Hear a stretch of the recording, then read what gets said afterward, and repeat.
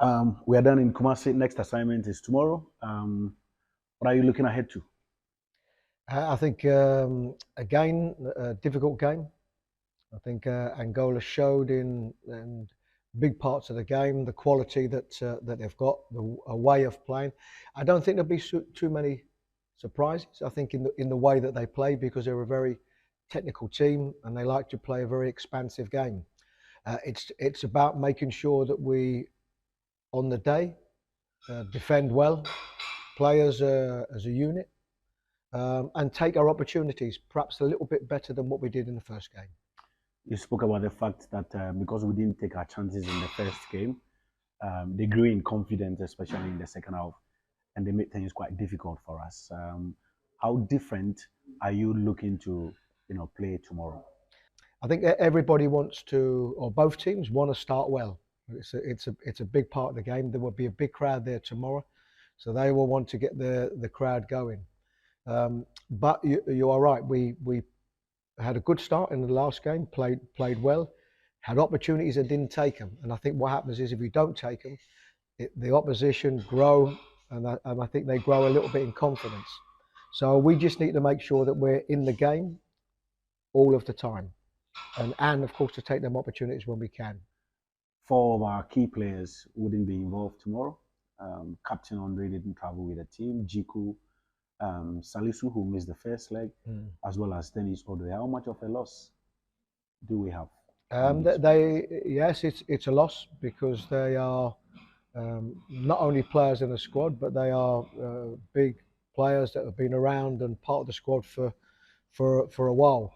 But this is international football, and this is why you have a squad prepared.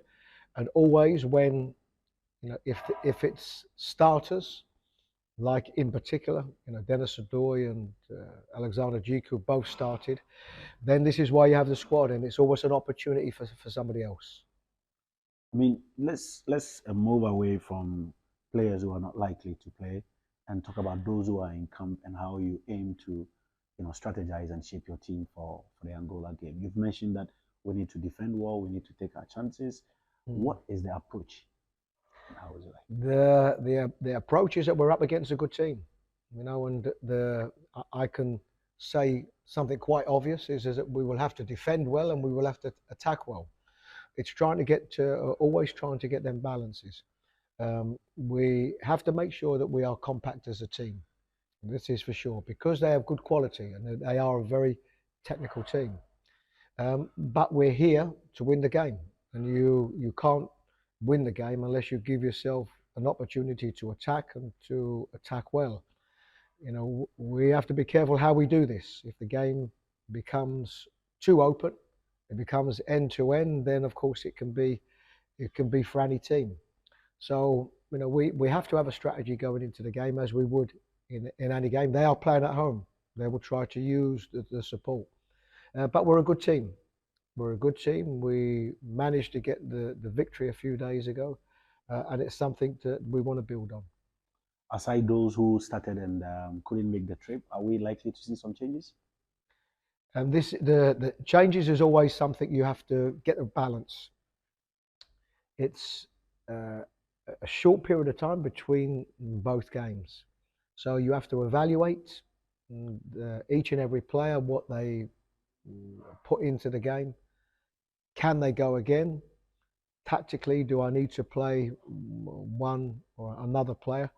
We've already spoke that there are two players that are out of the game anyway, so certainly we have to make at least two changes. We know, but these are the things that I've been thinking about the last couple of days, and it's about picking the right players for this particular game.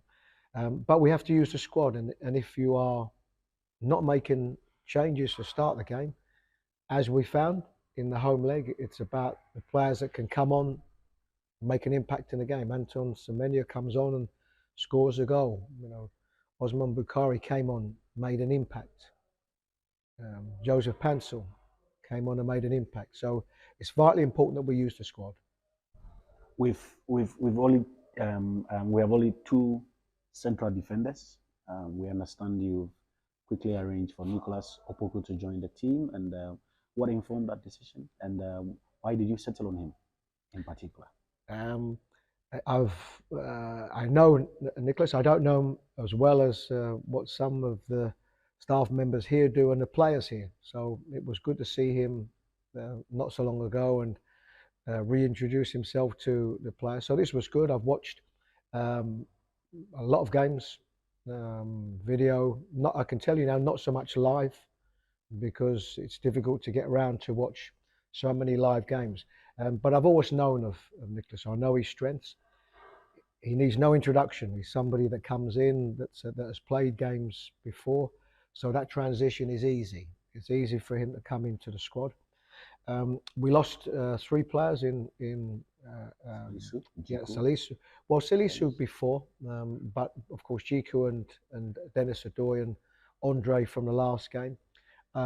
I think I felt that we was covered enough in the offensive positions, and instead of bringing two defenders in because we've lost two defender, I thought we'd just get the balance right to bring in one because I think we have a couple of players that can play in a couple of positions. So, and I didn't want to bring in too many players. But Nicholas is somebody that we know, he knows the players, and the transition is easy.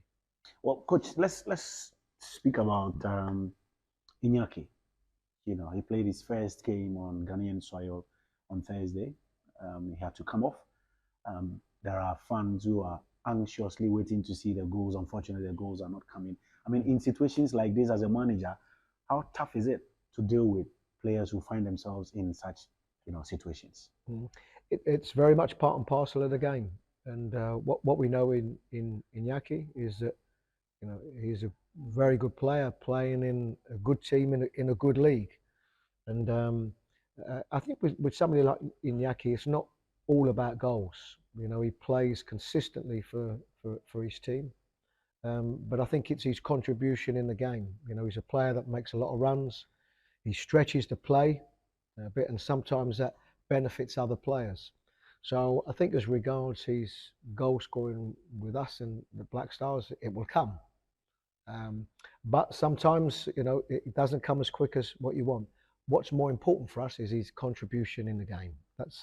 And for the team, that's the most important thing. Okay, so just before we go, a win for Ghana tomorrow makes things quite easier. Going forward, we'll have two games and then we'll almost be in Ivory Coast.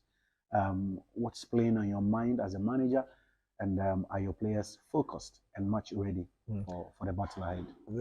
Absolutely, the players are focused. They know what the game means. They know it's away from home and a big crowd that they're expecting there tomorrow. But this is part of international football. Everybody wants to play at what is the best level, which is international football. So the players know the task in hand. We know the type of position it would put us in if we were to get a result. But we will have to play well to enable us to get that. So everybody knows that you can never predict how the game will go because there can be so many twists and turns. We just have to work as hard as we can to make sure that the game goes in our favour. Thank you, coach.